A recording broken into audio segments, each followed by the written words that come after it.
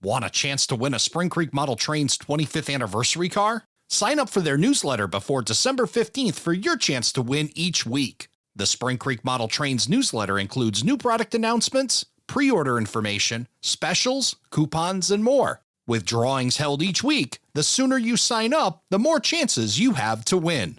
Head to the bottom of the homepage at springcreekmodeltrains.com and sign up for your chance to win. If you own a Proto Throttle, it's time to upgrade your fascia with TullyModels.com fascia Proto Throttle holders. Experience safe, one-handed operation of your Proto Throttle and easily shift from engineer to conductor in a snap. With 4 available configurations to choose from, including integrated cup and pick stick holders, Tully Models has a holder for you. Don't have a Proto Throttle? No problem. TullyModels.com has fascia holders for Digitrax and NCE throttles and holders for your smartphone too. Check out the entire lineup at TullyModels.com. At 1810 Designs, we believe true art takes time. Every piece we create is hand-painted, hand-assembled, and crafted with care right here in our Texas workshop. This holiday season, our hands are busy creating, but you can still give something truly special. An 1810 Designs gift card lets them choose their own handcrafted piece made just for them.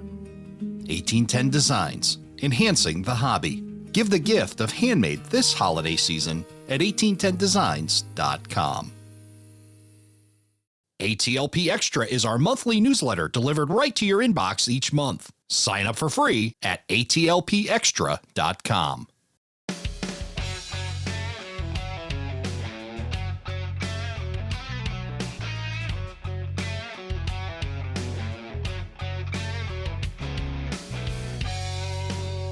Hello, everybody, and welcome to Around the Layout, where model railroaders come to tell their story.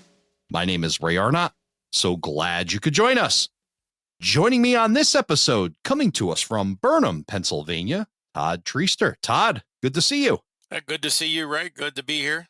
Glad to have you on the show. Been following you on social media for quite some time and admiring this massive collection. We're talking big time N scale railroading, kind of like an oxymoron, but not really, because you have really encapsulated that big time railroading in N scale.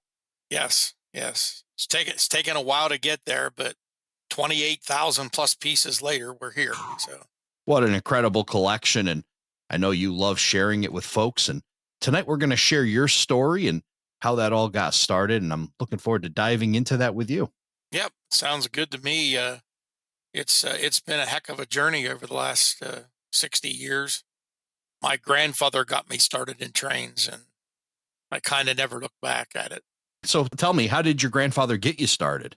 Well, my grandfather was a security guard here at our local Standard Steel, and they produce railroad wheels and axles here.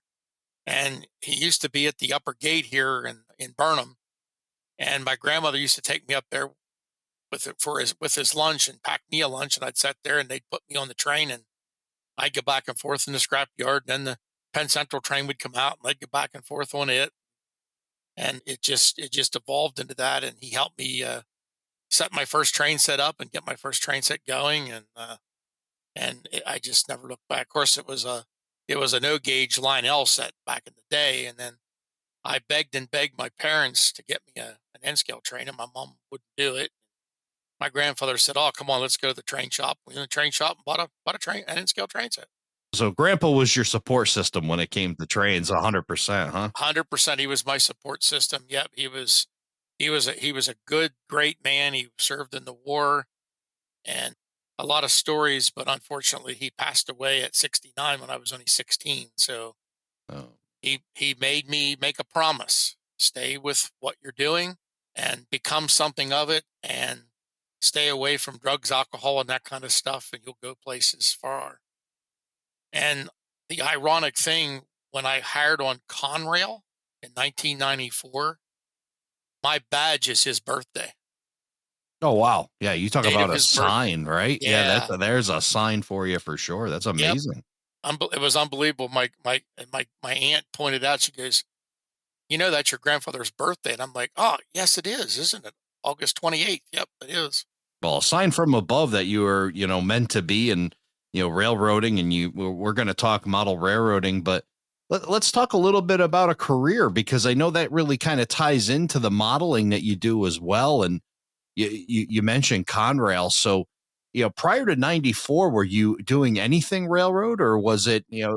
So talk about that. I wasn't doing prototype railroading. I wasn't an engineer yet, but they started to hire again big time when guys started to retire and they needed men. And I put my application in and I knew I had some pull and I got in and I never looked back, and that. But I've always been a model railroader. I've had trains all my life. And in one way or another, I always sneaked on the engine to run it or something when I was younger. And one of the places I worked for building stereo speakers needed a representative to ride the OCS, the office car special, Conrail's office car. And they volunteered me to take it. So yeah, I'll do it. Yeah. How fast does the arm shoot up when they ask that? Oh, yeah. Oh, yeah. It's like, oh, yeah, yeah, yeah. Just tell me when to be there and what to wear. Right. Yeah, exactly. Yeah. Yeah. There's no mixed in anywhere there. And who would have dreamed that a few years later, when I got hired on Conrail, I'd have been driving the office car special. Yeah.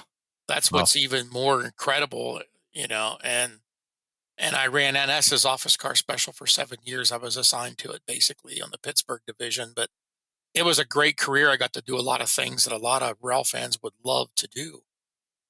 And, model railroading has always been a part of my life, and it always will be until the end. So let's talk how that progresses. You talked about Grandpa helping you out with O scale and then got you started in N scale.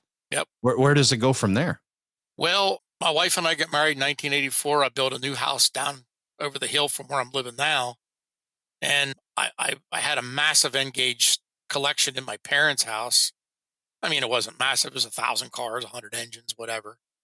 And then, my wife and I got married. Whoa. It wasn't a massive collection, about 100 engines. Did I just hear that right? Yeah. Is that what you said? I have I would say most. Yeah, I I know, like now. compared to now, but I guess it's a relative term, that, Yeah. 100 engines. I mean, talk about even just getting to 100 engines. Where does that collection start from? Well, every week, I when I was young, I mowed grass and I did this. And then when I was 12 years old, because I hung out at the hobby shop all the time, the guy that owned the hobby shop said, "Why don't you come in and work for me?" I'm like, "I'm only 12," because I don't care. You're mature for your age. Just come in and do it. So I started working for him, and that's what I did. I worked for him for the extra money to buy trains, and about once a month I was able to buy an engine, and just about every week I bought 2 or 3 cars. And that was my routine. We go into the Lewistown, which is neighboring us here, which was downtown and had a lot of shops and stuff, and that's where the hobby shop was. And we go out for supper on Friday night, went to town, and I'd walk up to the hobby shop and get a couple cars or an engine if I had the money. And then my dad got a speeding ticket and told me to keep it quiet for my mother. So that was a little blackmail thing too. So, hey, Dad, I want this engine in there. And, okay. So I had about 6 months of that riding on it. And then he told on himself. I'm like, yeah, thanks a lot, Pap. That just, yeah, thanks a lot, Dad. You ruined it. Channel. Yep, you ruined it. So, but yeah, I mean, that's what I focused on. I didn't focus on anything else. I didn't buy anything else. I never drank. I never smoked. I never did drugs, none of that stuff. And all my money, extra money, went to trains. And I always say to the guys that come and do the videos for the podcast, one car at a time. Yeah. One car at a time. You stay focused, and then the railroad afforded me to just, it was like buying an F-14 Tomcat. Just turn on the burners and go. And all my bonuses and extra money that I made all went to buying trains, and slip a couple hundred to the wife and make her happy, and she buys what she wants, and it's been a nice ride. It's been a fun ride, and I never worried about money. I never cared about it. I don't care if I wanted trains. And I know some people get a little bit, I don't want to say bitter, but jealous about it when they come to my basement, because there's just tens of thousands of cars there to see and look at, plus the layout to go with it.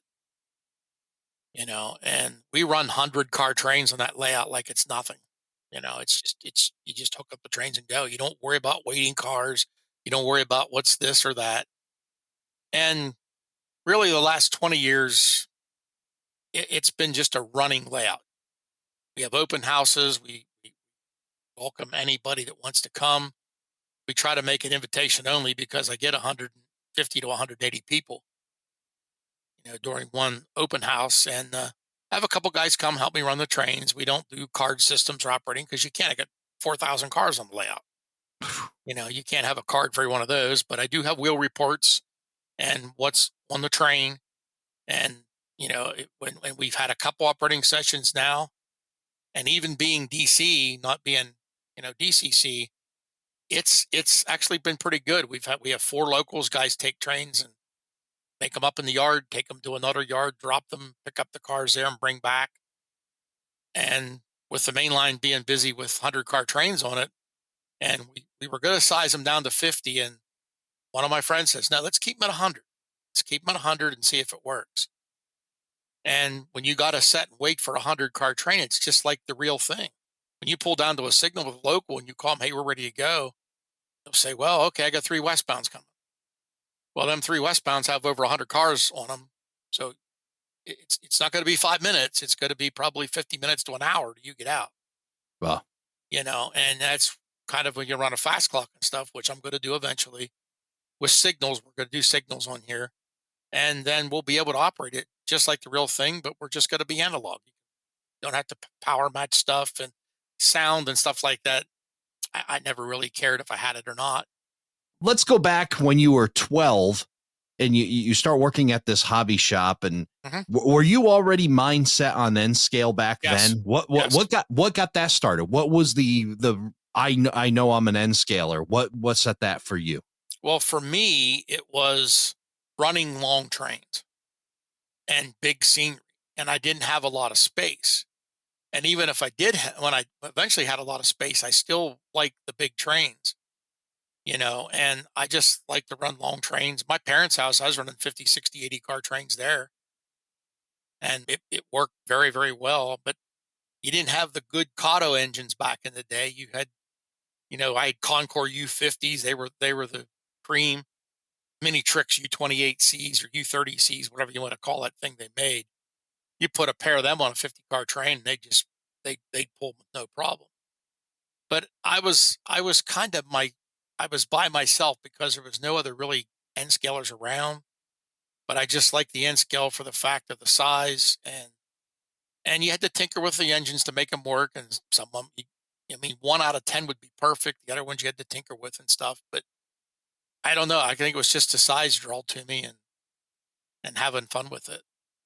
In your preteen age, what was influencing you on big trains? Was it what you were seeing around you? Were you doing some rail fanning on top of that? I think it was rail fanning, and I've never seen any layouts even around here in Mifflin County. And we used to have a model railroad club as a Mifflin County Model Railroad Club, and they did round robins. So you go to every other Tuesday, you'd go to somebody's house, and it was either O gauge or HO, and they'd run a 10 or 12-car train. And I'm like, yeah, okay, that's nice. And some of the layouts were very nice, but that doesn't turn me on. I want to see something bigger. I want to see 50, 60-car trains, and then the club even got their own clubhouse and stuff, which unfortunately it burnt and they lost everything, but they rebuilt it since. But they still only ran 20-car trains on it. I'm like, man, you guys you got this huge layout. Why aren't we running 50, 60, 80-car trains like the prototype does? And yes, there is a prototype for everything, because I had in my railroad career 10 and 12 and 14 and 20-car trains on the real railroad. But most of the trains are over 100 cars, and that's what I like to see. And my yard handles it. But I was always infatuated with big train yards and big trains. Beyond what you were talking about with your grandfather, and what was the product that they were building down there? Railroad wheels and axles. Oh, wow. And Okay, when he cool. was down Yeah. there, they built They made rings too, like rings for turrets of tanks, Oh, wow. cement trucks. The rings are on the space shuttle rocket boosters. They made them here at the Standard. Oh, wow. Very They cool. could make any size you wanted. And they still make about 80,000 axles a year and 300,000 plus wheels. Wow, very cool. Yeah, so it's an old plant. It's been here a long time, and it's really been the mainstay for Mifflin County. Wow, very very cool. Very cool that it's lasted that long and still goes. 1795. That's when it was. That's when they. Whoa, 1795. It's one of the oldest operating steel mills in America, believe it or not. awesome stuff. Yep. Glad to see it's still going. Yes. So after that though, when you say your preteen years, talk about what you were seeing in the prototype. I mean, other than the 100-car trains, what roads were they, and where were you going to see them? Well, my parents and my grandfather especially took me to the Lewistown train station, which is the Middle Division main line. And then it was Penn Central. And that's basically where you'd see the Penn Central Black, and you'd see some old PRR stuff and what have you. And then when Conrail came in 76, man, they call it the rainbow years for a reason. Hmm. You'd see Lehigh Valleys and Erie Lackawannas and Central New Jerseys and, New York Central stuff and all. I mean, you'd see all kinds of stuff. And then they were leasing power. I mean, you didn't know what was going to come around the corner. It took them a long time to paint stuff into Conrail and get it Conrail, but that was my dream, to work for Conrail, and I ran the train when I was 12, the branch line to the standard steel come out, and it went further up the line about 8 miles. And they used to take a liking to me, and they'd put me on the engine and ride around. And finally the engineer got up one day and said, "Hey, you've been loafing here long enough. Get on here. Get over here." An amazing era that seems to be long past, but Oh yeah. amazing that you had that access. And of course, that's going to, add a lot of early influence. Now, as a 12-year-old, and, we're talking preteens and then into your teens, you're out, you're seeing this prototype, you're seeing the big trains, you're seeing the Penn Central stuff, and then into Conrail as you're getting older. But yeah, you're seeing the big trains, and then you're taking it home. You're working at the hobby shop. You're collecting, using that little bit of paycheck you're getting from the Yep. hobby shop, putting Yep. it right back into the cash register, Right and back taking in. product home. And talk about the layout that you start with. What do you got in the parents' house? Well, in my parents' house, I had a little 3x5 I started with when I was like 12. And then I finally moved downstairs, and I had a couple 4x8 sheets of plywood that we put up. And I just started buying track and putting it on there and buying more cars. And I think I had like 450 cars on the layout of my parents' house, Wow. probably 40, 50, 60 engines. And I had display cases built too down there, and I had them hanging on the walls. But it kind of ran around an oil tank and into an old coal bin, and and there would water would leak in and underneath it when it rained, and you had to keep everything off the floor, and you get down and knock spider webs down, and that kind of stuff. But I said I wanted to, when I got married, I was going to build something bigger and better, and I kind of took the old layout with me and tried to resurrect it and make it. That was a failure, so I ripped it all back down and bought new lumber, and I built something better and bigger, and it come out pretty well. And then I just outgrew it. I outgrew the other house. It was a small ranch house, and I said to my wife, I said, we're going to have to do something here. I said, she was collecting crocks and things like that, pottery and what have you, and we were getting outgrown. So my father-in-law had bought a couple lots where we're setting now, and he gave me one of the lots to build a house on, and I built a custom ranch on it, bigger and better, and lots of light, no water issues, finished ceilings, finished air conditioned, heated, the whole 9 yards. It cost me a lot of money to do it, but I did it. And then I just started building this thing, and now it's become just a massive array of stuff, a 40 track yard, almost 2 scale miles long, holds Right. 3,250 cars. And it's what I strive to do and stay focused. Yeah, and let's talk about that focus, that laser focus. And I mean, Mhm. when you were in your teens and then into your 20s, was there anything else? Was there anything else going on in Todd Treaster's life? I mean, other No, than obviously meeting your wife. I mean, no, sports or no, cars. It, no, it was N scale no. model railroading. I went out for football in ninth grade, and I played. I didn't even get to play a game. I practiced, and the night before the first game, I broke my knee in practice. Oh, geez. So that was the end of that. So I said, okay, I'm done with that. I'm just going to stay on the path that I'm going to keep staying on. And everybody knew I liked trains, and I never succumbed to the peer pressure part of it. They called me Choo Choo in school, and they called me Buffy on the railroad. So And that's so key. I mean, it's good to have a variety of interests. There's nothing wrong, but it's also the ability, what you've been able to do to remain so laser focused for so Mhm. long. Like this is your thing. I mean, Yep. you were just set into it. So in that era, you mentioned that you were pretty much the lone N scaler in the entire Area. county, right? Yep. Or maybe Yep. Pretty more, much. right? Yep. Pretty much. Yep. We talked about why you picked N scale. You wanted to do the big trains. You knew that you didn't have the room to do it in a bigger scale. What were your N scale influences? What was helping you along as far as learning N scale and getting Uh, into N scale? What were some of the things that were helping you along the way? well, when the Reed Brothers Cumberland Valley come out in the '80s and Model Railroader, that was the layout everybody strived to go after. And you probably know Rick Spano. He has the railroad called the Scenic and Undecided. He was on one of the railroad video layout tours also. Rick's been here many, many times. He was just here about a month ago, and I've been to his layout down in Jersey. They were my influences at the time. And of course, you had like people like the Belmont Shore Model Railroad Club were featured, and they were modifying those old crappy locomotives to make them run good. And they claimed they could run 200 car trains on their club layout. I'm like, yeah, someday I'm going to do that. Now I can run 300 car trains, and it's it's anything's doable if you want to do it. And I've been around a lot of HO layouts. I've been around some really nice ones, and I've seen some other N-gauge layouts that were very nice. That, in fact, a couple of my friends have N-gauge layouts now because of mine. Them seeing mine and getting the bug with that. So, and there's a couple of those, but everybody congregates here. It seems. I mean, even when the Altoona Anscale weekend was here, we had 200 people come here Friday and Saturday. When you got into the railroad at Conrail, was the layout? Were you in the home that you're in right now when No, you started working? I was in the other Okay. house. Yep. Yep. Okay. So you're in the other house. You start the career at Conrail. How does that change your model railroading now that you're on the inside? And now that you're seeing railroading not from track side and maybe a little bit of cab riding and those kinds of things. Yeah. Now you're an employee. Now Yep. you're getting to see inside baseball. Tell me about the impact that had on your model railroading.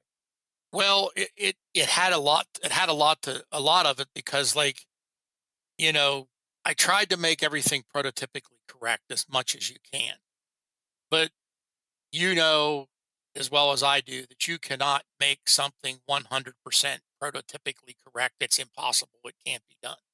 Right. So you make it look as best you can, as good as you can. And I think it was Lynn Westcott or one of those people said, it's the good enough effect. Make it look good, make it look clean, make it look neat, make it look semi busy. Don't overdo it. And from the inside out, the engines that I ran are on the layout now. Even the one I wrecked, even the one I ran into a steel I beam hanging off another train. I even have that down here. And I'm looking through my books. I'm like, oh, I remember that train because I wrote everything down back in the early days before computers because we didn't have computers. You couldn't go back in the computer and look to see what engines you had, what have you. You'd write them down. Yeah. We had paper time cards. You had to fill them out on the paper unless you made a copy of it. You didn't even have that. So, but yeah, seeing it from the inside out. When you stand and watch trains, you see it from the outside in, and you're like, oh, that's awesome, an awesome train. Great. Until you're inside the cab and actually running it. Back in the days that I ran it, we didn't have computers neither. So you had to know the physical characteristics of the railroad very, very well. The ups and downs and the curves you're coming up on and what have you. But you know, in the model railroading part of it, I don't have any 40-foot box cars on the layout. They're all 50-footers or modern cars. And I carried it into I got about 350 or 400 Conrail units because that's what I model Conrail. I kind of refrained from going into the NS era. So I do have some early Norfolk Southern stuff that would have ran on Conrail. But I did buy some of the newer, some of the newer modern locomotives too, because you like as a model railroader, you say that well, Conrail still continued on into the into 2025. It's still here yet. Right. If it was the other way around. So as you become a professional railroader, were there any things that you assumed as a model railroader that you were surprised by, or the that kind of thought process was broken because of becoming a professional railroader? Somewhat yes, and somewhat no. I mean, obviously, again, it brings you back to the prototypically correct. I'm running 30-inch minimum radiuses on here. Some of my radiuses are 36, some are 42. I have one that's 70 some inches. And that's what allows you to run the big trains. You have a lot of straight stretches, you don't have tight curves. But even to do the horseshoe curve in N scale, it's 11 feet across. So Yeah, in that's scale. Yeah, N that's scale. yeah. You're right. Yeah. It's 11 feet across. Oh, who's going to do that prototypically correct? Because unless you got a basement the size of a basketball stadium, Don't you're we wish, but yeah. yeah, to get the approaches to it and stuff. I mean, you're looking at 17 miles, from where it comes in at Annis to the top of the mountain at Crescent. It's a long ways. Take that times 33. That's a lot of track, That is. Yeah. and to do it correctly and prototypically correct. I mean, yeah, I could probably do the horseshoe curve with a 40-inch minimum radius on it. That would still be, 80 inches across, you know. So Well, sometimes all it needs to be is just a good representation, not exact, exact, again, just a good enough to tip the hat to, right? again, you nailed it right on there. I mean, the Mifflin County Motor Club had the horseshoe curve on two of their layouts, and they were spectacular. And the trains actually went to climbs up by past your chest and then went all the way up above your head till it got to the top. And it was a pretty steep grade on it. I mean, but it looked impressive. I mean, it was big. I think it was about 12 or 13 feet across at the club in HO scale. So that's still a pretty good representation of it. But So you're at Conrail now, and then you move into the new home. Let's talk about your plans for this beautiful ranch home that you've built. And ranch is probably a really good choice because I can imagine a really long basement. Talk about the space that you had, this blank canvas that you had created to be able to start putting a layout in. well, it's 35 by 38 feet. It's an L shape, so it's 35 at the longest point, 38 feet at the longest, 35 at the widest. You could say it goes through actually 4 rooms in the basement. I petitioned the room off at the bottom of the stairs to hang my display cases, and then discovered that wasn't enough. And I had an unfinished room that we ended up finishing because we had to put display cases in there, and that wasn't enough. So now they're along the walls on the one side of the train room, and they're also under the layout too, scattered about. But we went in with a blank canvas. I cut holes in the studs to run tracks through the walls. So they go through these mouse holes, double track main line. And when the drywallers came to drywall, like, boy, what did they do here? They butchered this. And I'm like, don't worry about that. Just drywall over it and put an X where that's at. I'd appreciate it. You're like, okay. And I told the construction people, the home builder, what I was doing. And hey, we want to be invited to your first open house. I'm like, we'll be invited. And they came and they took pictures, and they couldn't believe it was in their photograph book, and at their house, their demo house where you went to sign up. They look at their houses, and they were just amazed by these things go through the bathroom, and they go through my utility room where there's other display cases, and there's a 500 car staging yard over there now, plus the other big yard, and I got another small yard that holds about 150 cars or so for the Lewistown yard. But yeah, they were amazed by it that I was able to accomplish this. And actually, to be honest with you, I was myself. I never thought I could do what I did, but it was a lot of fun doing it. I had to rearrange some things and fix things. And my friend that was actually my mentor on the railroad, he was my instructor and stuff, my engineer trainer. And he came here and he CAD'd it out back when, in the days when computers were still pretty, and all this stuff was still pretty young. But he measured everything with a tape measure right to the T, had a graph board there, and then he CAD'd it out and printed it off. I know where every single stud is and everywhere the wires go behind them walls, because he CAD'd it out and put everything on there where it's at. Wow. So I don't even need a stud finder. I just need a measuring tape. Measure from the corner to here and measure to here, and I know where it's at. So as you're building this, and of course you get this awesome opportunity to have it catted out, and I think a lot of us would be envious of, and I know I am, not only of the space that you have, but that you got to a point where you were, as it was being built, you're able to implement it for railroad. I know a lot of people, there's some people that have been able to do that, but I know a lot of folks as well. We inherit a basement and then we got to make it work. Mhm. You I were able to designed. start from the beginning. You were able to design it from the Yep. beginning. And well, Yep. talk about, as you know, you have this plan. I imagine it's in your head, and then you've got the CAD design.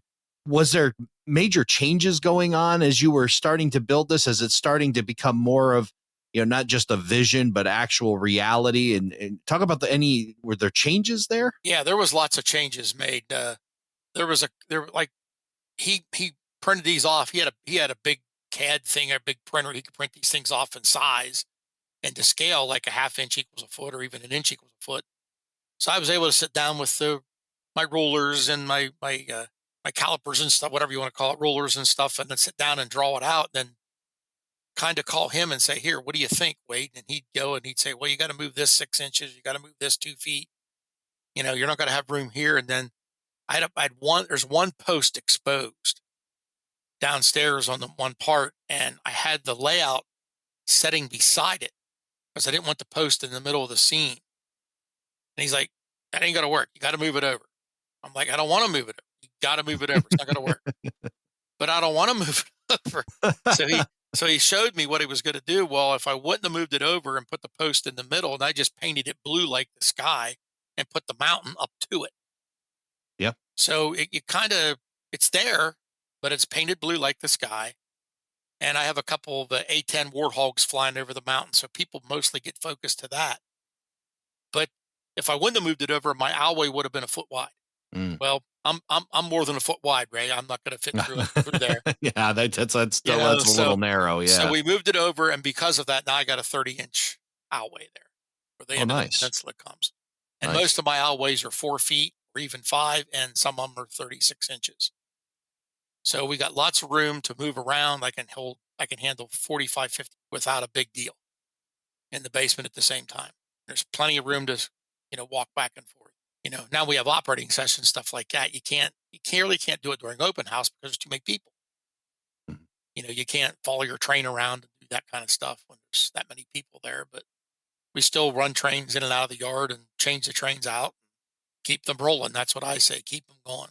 Talk about when you're laying this out. Let's talk about location and what your layout represents for location, Okay. and what you had to include as you're doing this. We'll get to that massive collection. And I know we're chomping at the bit to talk about this amazing thing and how that's going to be. Fine. Yeah, we're going to get to that topic. That's a whole topic.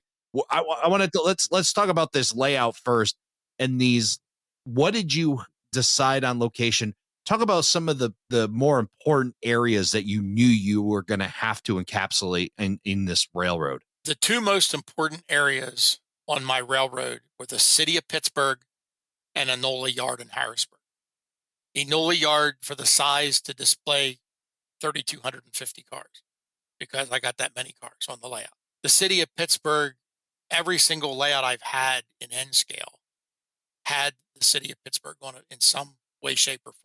And this one here, I wanted to really, really capture the downtown area, the city itself, run the trains through trench like you do in the real city in Pittsburgh, park the Amtrak trains in the city like they actually do, which I did in real life many times.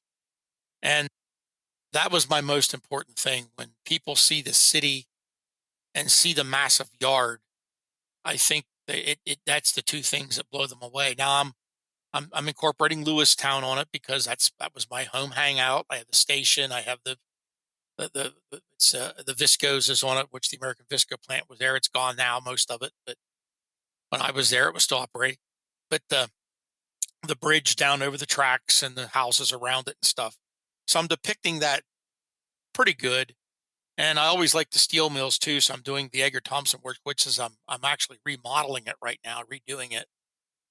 And everything else was just fall into place. I just picked certain areas that I liked, and like Cove, for instance, was one of my points because that's where we used to get recruit at. You'd come down the railroad, and you'd get an approach limited. Oh, here we go, going down the siding. This is bad news. And then you get there, and of course, you'd make the right turn on the siding and be like, well, we're going down to the Cove to get recruit. So I recreated that. I have a road foreman and a bus stand in there. I got some workers there, and I got some rail fan in there. So, and then it just goes around the corner to Banks and goes into another yard or goes back of the yard and continues its way around. But those were the two most important things, the Pittsburgh and Enola, to do it. And of course, wide radius curves. I would not put anything on less than 30-inch. That was my minimum radius curve, was 30-inch, with lots of straight stretches where you can do it. And I have no grades, but like the one wall where my box bench work is, where it's fastened to the wall with no legs, I kind of zigzagged the track there a little bit. I didn't make it completely straight. I was going to, and then I changed it. I kind of zigzagged it up, so it looks like it's climbing, but it's not. And people argue with me that it's going uphill. I'm like, no, it's going. I have a little level down there, and I set it on the track, and it falls right in the middle. He's like, oh, I would have never guessed that. Well, it's an illusion, Yeah. And you make the scenery the illusion, like my mountains and trees. There's 5,000 trees on here. I made them all myself out of real weeds. That was a vision I had too. How long does it take to make 5,000 trees? Well, I can do 100 trees in about 20 minutes. Really? Yes. Talk about that process. Well, once you have the tree picked, I use goldenrod. It's a stilby plant. It's a flowering plant. It's called a stilby. And then I think it's called mugwort or something like that. It's kind of like goldenrod, but it doesn't turn yellow. It gets little white puffy flowers on it. Frost gets them, it kills them. You go out and cut them. You prune them real good, shape them like a nice tree that you want. Stick them in some ground foam for a while, let them dry even more. And when you're done there, you just take the cheapest can of green spray paint you can find, Woodland Scenics blended turf or other turf you want to use, and I spray paint the leaf area of the tree. And then I just dump the ground foam on as heavy as you can. I have a little candy box that I keep shifting back and forth. And then you stick them in the piece of foam that you pulled them out of and let them dry for a couple days, and they're ready to plant. I've heard of many people doing tree making parties. I think you're going to be an invited guest at several when this podcast comes out, because that's an amazing process. And then be able to knock out like 120 minutes and you can do 5,000 trees on your layout. That's just amazing. I have a little video on my channel that I actually did of the trees, because people kept asking me. So my wife and I did a little video of it. She filmed me doing the tree and how easy it is to do. And I have a long pair of needle nose pliers. They're about, I don't know, a foot long or so, and I could grab the tree so I don't paint my hand all green. And I use a garbage can, so let the the paint go into the trash can and whatever you're going to trim off of it. And then you do that. But it's a cool process. I had the NMRA group was here one year, and they said about the trees, oh, we glue ours and we do this, we do that. I'm like, why?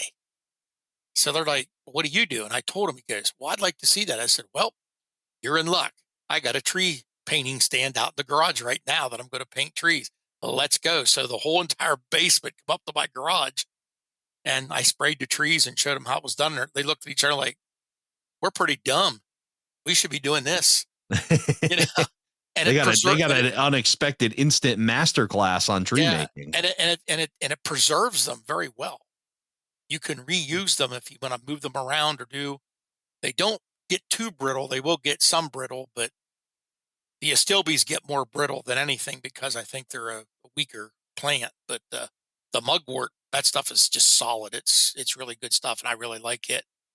And there's a bunch of it over across the street in the ball field right now. It's not quite dead yet, but when it comes, my granddaughter and I'll be over there we'll be cutting mugwort off.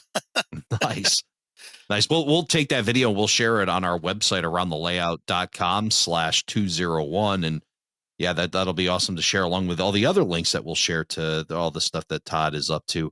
So we're talking scenery on this layout, and talking trees and the areas that you incorporated. Is tree making your favorite, or what would you say Oh, your no. favorite scene? What's your favorite scenery task? What do you like doing? None of it. None of it. No. Once you get going, you get used to it. I don't mind the plastering in the first part of it. That's not too bad. But then once you get to that, then you got to figure out, well, okay, I'm going to plant trees here. It's like Bob Ross in a 3-dimensional thing. I'm going to put a little tree here. I'm going to put one over here. And then it don't look right. And you go, okay, this isn't right. And then my mountains are 14 inches tall. They're 9 inches wide at the base and they're 14 to the top.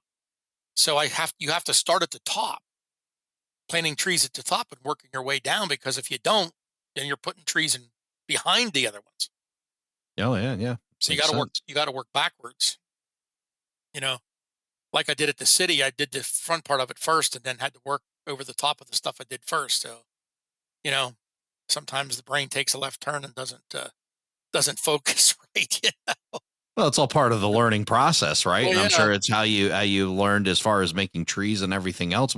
Who inspires you when you talk about things that you've learned? Are these things that you've kind of figured out on your own, or have there been some bigger influences of late that have really helped you Well, go through the process? there's a few people that have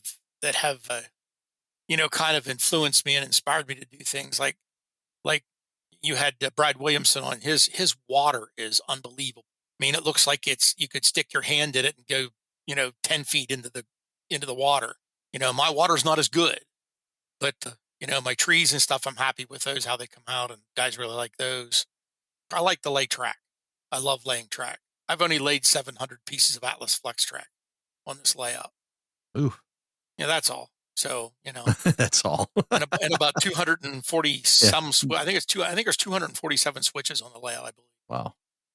I like doing that, and I'm not a big fan of wiring, but I do wire it. I just rebuilt my Pittsburgh panel to make it look like a CTC panel, and it works very efficiently and very well, and it looks good. But you got to add buttons to it for the analog. That's the problem. Power packs to route the power, and there's not many on that panel. The Enola panel, my friend wants me to redo that one. I'm like, no, we're not doing that one right now. That would require a lot, you know. So we talked early on about you amassing this collection, and this started at age 12. And let's talk about your decision factors for buying locomotives and rolling stock. What turns you on to a point where you have amassed a collection of what are these amazing numbers again? Go ahead and tell us. I have 2,800 locomotives, 350 steam engines. The rest are diesel. Oh, I got a bunch of electrics too. I got every GG1 they ever made. So I do have a bunch of electrics, and I also have a bunch of foreign trains too. I have 339 passenger trains, 2,300 passenger cars, and there's 22,000 plus freight cars.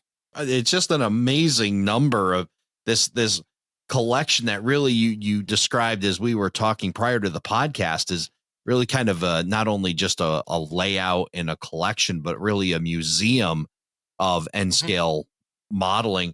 Yes. Talk about amassing that collection. As far as what do you decide to buy? What turned you on to purchase? And has there been anything that you've really passed on? I mean, for to have 22,000 pieces of rolling stock, 2,800 locomotives total, that many passenger cars and trains. What is it that says I want to own that, or this would make a good addition to the collection? I'm a fan of everything. Okay. And when I get hooked on something, it's like, okay, I got to have every TGV they make, and Kato makes a wonderful TGV. I have them all. I have every TGV that Kato made. I got onto this, it was a Japanese webcam that was set up outside of one of the Tokyo stations. It was called the Shinjuku line or something like that. And I start watching all those trains going by. So I'm like, yeah, that's pretty cool. I like that. Well, what if Kato makes him? Oh, yep, they do. Okay, well, I got to have this one. I got to have that one. I got to have this one, and then, I like everything. I like all the, like the steam engines. I probably have more foreign steam engines than I have American, or about the same amount. Maybe, I don't know. But I like a lot of the German high-speed passenger steam engines and stuff that they had, the shrouded stuff, the streamlined stuff. And I like all them electrics, some funky electrics that they had and all that. And I got models of all those too. But there comes a point where you have to say, well, all right, I can't buy every Union Pacific engine that comes out, even though I have 150 of them. You got to say no to this. Now they're going to do the Abraham Lincoln now. So well, I got to have that. Mhm. I can't, yeah. And like the Kansas City Southern, like the Southern Bells that didn't run in the Conrail days. But I bought them anyway because they're pretty and I have a couple of them on the layout. And I have a bunch of the gray ones on the layout too. And I think there's 217 locomotives on the layout, I believe, something like that. So you're not one of those guys that, you're able to suspend disbelief a little bit to just and run what you enjoy and what you like to see on the layout too. Yeah. If you get to the point of being, so serious about this has to be the exact day and this is what I'm going to run and I'm never going to run anything else. Well, that's great if that's what you want to do. I'm not criticizing that, but that gets boring after. And I think that's what some people get away from the hobby because they don't enjoy it. They try to duplicate it exact and they pick a day out and this is what I'm going to do. And, and I'm going to run from Nashville, Tennessee to Birmingham, Alabama. And I'm going to model this here and I'm going to do it exact. No, you're not. It's not possible. You actually sound like the direct opposite of my good friend, Matt Fricks, who we talk on the podcast about having guardrails. It sounds like your guardrails it has to be N scale and it has to be DC. Right. Yeah, I think that's pretty much your requirement, right? That's it. Well, if it's a DCC engine that I want and I'll buy it. And if it works on the analog, that's fine. But like Atlas will used to do 3 numbers. They do 1 number, 2 numbers of this, and then they do the 3rd number in DCC. Well, they didn't offer it in the analog. So I had to buy the DCC engine to get the number and then I just trade somebody the decoder. There's enough of those guys around now. They like me when I get DCC engines, want to trade decoders. So, It's funny that you and I were talking offline about this, and you mentioned 2,800 locomotives and them being in DC. You said to go DCC, the immense cost and labor that would go into converting that. And I said, yeah, the fine folks at all of those decoder companies would be having fist fights outside of your house if they found that out. Yeah, that's for sure. They'd be all setting up to, to roll in the money. Yeah. It's one of those things, never say never. Because I never say never. Right. There's always a possibility. I mean, a lottery winning, who knows what, selling half the collection off and going to DCC and operating, just do an operating thing. But my problem is I have problems parting with things. And I have the most complete collection of Lone Star in the world. And nobody's going to argue with me that because I had the guy that wrote the book here in the basement. Oh, wow. He came from the Netherlands to the N-Scale convention just to come to my layout to see the Lone Star collection that I had. And he found a lot of things that he didn't even know existed to put in his next book. But then I haven't heard from him. We think he might have passed away. We're not sure because he was an older gentleman back then. So, but I have one of a kinds in that. I have probably 2,500 pieces of Lone Star alone. That's amazing. And it's been a lot of fun collecting that, and that's hard stuff to find. That's just not something that just you go to the local train show and find it. I guarantee at Altoona, I didn't see a piece of Lone Star anywhere in the whole place. Overall, is there anything missing from the collection? Is there something like is there at least one thing that you like? I don't have it. I can't find it. Is there anything like that that's missing for you? There is 3 pieces of Lone Star that I don't have. And the only reason I don't have them is I bidded them to $900 and didn't get them. And that was $900 a piece. Wow. And my wife was back around cheering on me. Buy them. Go ahead and buy them. I'm like, Beck, I'm already at $900. I don't care. Just go. And I'm like, nah, I'm going to stop. And I found out who bid it against me. It was another guy in England. Oh, wow. But I did get the 2 real pieces that I wanted. So there is 3 one of a kinds that I don't have. And, obviously, unless he parts with them, I'm never going to have them. So some may know, but I certainly don't. So educate me. Tell me about Lone Star a little bit. What makes Lone Star so special? Well, Lone Star was the world's first N-Scale. It was produced in 1957 as a push toy on 7mm metal track. And then in 1960, they electrified one of the locomotives, a baby Deltic British engine, and introduced it at the London Toy Fair in March of 1960. And it kind of trickled along for a couple of years, and then they get into the American market. They had an F unit and an 080 steam engine, which the tender was powered to push it along. And for 5 years, to 1965, they made these electric trains. The rubber band driven, like the old Athearn, with the drums on the axles to run the rubber bands off the armature, the wire that comes out. And they're die-cast metal. And the only plastic on that locomotive is, in fact, the coupler, one of the couplers itself, and the drums on the wheels are plastic in order to get electrical pickup. And then the wires are bolted to the top of the truck, which gets the power from either side of the truck. I think one truck's powered on the back and one truck's powered on the front. There's 2 wires go to the motor. Wow. That's how it's designed. So it's kind of bulletproof, and there's little screws, tiny screws hold them together. Their die cast are very crude. They made, I think, 6 or 7 road names in the F unit, and they made just Union Pacific in the 080 steam engine. But they have a box car, a tank car, a flat car with a couple vehicles on it, a crane car, and a caboose.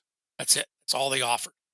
And they're different road names. They were infatuated with New Haven for some reason. They have blue New Haven cars with black lettering. They have orange New Haven cars with black lettering, and they have green one, a yellow one, and a red one with yellow lettering and red lettering and white lettering on the red car. And then the flat cars are unmarked. They're just plain Jane flat. Some were painted brown, some were painted gray. The cranes also were unmarked. They were just painted a couple different colors, and that's it. And then the cabooses had reporting marks to match the engines, and they were just a plain Jane, type caboose that was out. And that's the stuff they promoted, produced. And like I said, I've got all of it. I got a whole wall full of it, actually. So, and some of the original train sets, I have the boxes to them, the original cardboard boxes they came in. And Montgomery Ward sold them for 3 years, 62, 3, and 4. They were in their Christmas catalog. Oh, wow. And that's how they were sold here in America. And then different hobby shops would get them too through people like Stevens International or American Hobby Supply or somebody like that back in the day in the 60s. But by 65, the electrics were all over. And by 72, the push toys were gone. They took the electric ones and made them into push toys. And there's differences in them. Like the wheels are silver and the push toys are black and the electric ones. And every once in a while, you'll find a cross breed, which will go over, like they took the electric stuff out and put it together, what they had left, and marketed it as push toys. And if you have those pieces, they're really rare. Oh, wow. And I do have about 8 of those that are super, super hard to find. All part of an amazing collection. Again, 2,800 locomotives, 22,000 plus pieces of rolling stock. I know you're obviously passionate about your layout. You're passionate about collecting. I know you're even more passionate about sharing it. Talk Absolutely. about open houses and now operating this layout and being able to not only have this as a collection, but putting them to work and being able to emulate that big railroad feeling that you had, not only seeing it as a kid, but being able to work for the railroad and be a part of it from the inside. Talk about being able to run those trains and share it with others. Yeah, I built the layout to accommodate the big trains, fill the basement. That was the agreement. The wife and I had a contract. The upstairs is yours. Do what you want with it. I don't care. The downstairs is mine. And she does help out. She comes down. She helps me with the bench work and helps me. Well, I need something lifted over to me or something. She'll come down and do that for me. But I knew because I had open houses at the old layout, at the old house. And it was a small ranch. You come in the side door and come right down the steps. This house is a little different. I have a garage on it. And I have an entry door to come in, and we put a chalkboard outside, and we put welcome, come in. Second door to the left, and they come straight down the steps through the kitchen, right down to the basement. So, but recently we've been we serve food here. We don't have snacks. We have food. The upcoming open house for November the 15th will probably make, probably 300 meatballs or more. And we'll have the sauerkraut with the hot dogs and stuff. And my daughter makes amazing fudge and cakes and stuff. And we used to buy soda, but a lot of people don't drink the soda, so we just get water now and serve water. But and she'll put on a pot of coffee. We don't drink coffee, but other guys do, so we'll do coffee. But we want your experience here to be enjoyed. We want you to make yourself at home. Sit up in the kitchen and in the sunroom where there's tables and chairs to sit down and enjoy and talk trains, and and have the experience of seeing the big trains run. And if you want to take a throttle and run a train around, we encourage that also. You can't hurt it. It's a model railroad. If you wreck it or need a rail it or we do whatever, sometimes we all make mistakes, and I make a lot of them. But we encourage that. And when you leave here, it's like I said, there's some guys travel 2 hours to get here or more. And they say going to your house is a 2-hour drive, but going home's it takes 15 minutes, because we're just so pumped up from the day of watching the trains and, seeing how well the railroad runs. And there's some open houses we get 0 derailments with 100-car trains. Wow. And even towards the end, we get goofy and try to run 250, 300-car trains, just to say we can do it. But it's a lot of fun, and a lot of guys, and there's some guys come at 10 o'clock in the morning or 9 o'clock in the morning, and they're still here at 10 o'clock at night.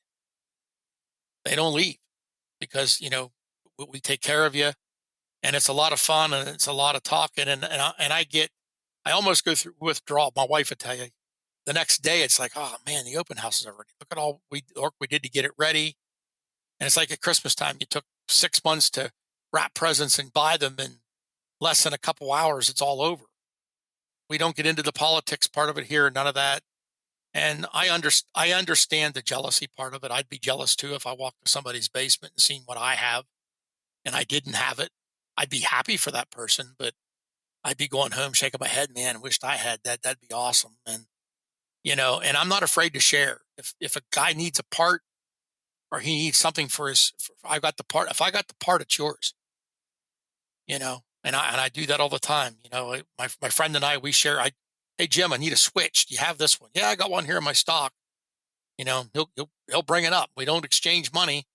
And he'll say, well, do you have this? Yeah, I got this. Well, here, take it. Well, and again, I love to say on the podcast, I've said it multiple times, that the hobby is so much better shared, and you certainly embrace that theory. And again, I think it would be to be jealous of if you weren't willing to share it. But in sense, there's not a whole lot to be jealous of, because as much as you like to have an open house and the hospitality that you show, it's really right at their fingertips anyway. They can come and see it. It's not like it's inaccessible. Nope. No, we just had a group here last Sunday. 40 some people came in the afternoon, and they were blown. Most of them were newbies. They'd never seen it before. And they were just blown away. Like, this is just unbelievable. And I know people will go home and they'll embellish. Man, that yard was huge. It must have been 80 feet long, and and 50 tracks wide, and must be 5,000 cars in it. Yep, that's fine. Keep pumping it up. It's fine. But it's a lot of fun seeing people's reaction to it and talking to people and sharing it with everybody. And it's been a great joy. Really, for the past 40 years, we've had open houses. Wow. And this would be my 81st one coming up here. Wow. That's amazing. Yep. Yeah. That's just to be able to share it that many times. Yep. With that, 81 open houses. And we don't get 10 or 12 people. We get 120 to 200 people, and sometimes over 200. Wow. And like I said, we feed you, we take care of you. You can sit and talk, you can enjoy it, run a train. We have a lot of fun. And the guys, they'll ask me questions. Do you have this? Yep. You have this? Yes. Do you have this? Yes. You have one of these? Yeah, it's over here. And then they'll say, oh, forget it. We'll just keep looking till we find it. What does 12-year-old Todd Treaster think about this? If you'd have told me when I was 12 years old, Todd, when you're in your 50s, you're going to have probably the world's largest N-scale collection and a matching huge layout to go with it, and I'd have said, you're crazy. But there was a couple local people here you mentioned trains. Oh, do you know this guy? You know this guy? And my thought process was, I'd like to be that guy. And like I said, when I met my wife in high school, I brought her home, took her down to the basement, and met my parents, took her to the basement, showed the train. She goes, oh, I really love this. I'm like, okay, I got you on the hook. You're coming with me. There you go. And we got married. We've been married for 41 years. And Amazing. And she encourages it. She really does like it. And we go to train meets together. We go to train shows. We go to all that stuff. And she likes the open houses too. She enjoys them because she likes to see some of the women come, they hang out upstairs, and all my furniture in my house is handmade, and she likes to show her pottery and likes to show the furniture we built and all that. So, and we're prepared just about 24/7 for visitors, because we never know who's going to call us on the phone and say, "Hey, I'm in the area. Can I stop by?" Yeah, sure. Give me about 20 minutes to clean the junk up in the basement that I got out and worked on the layout.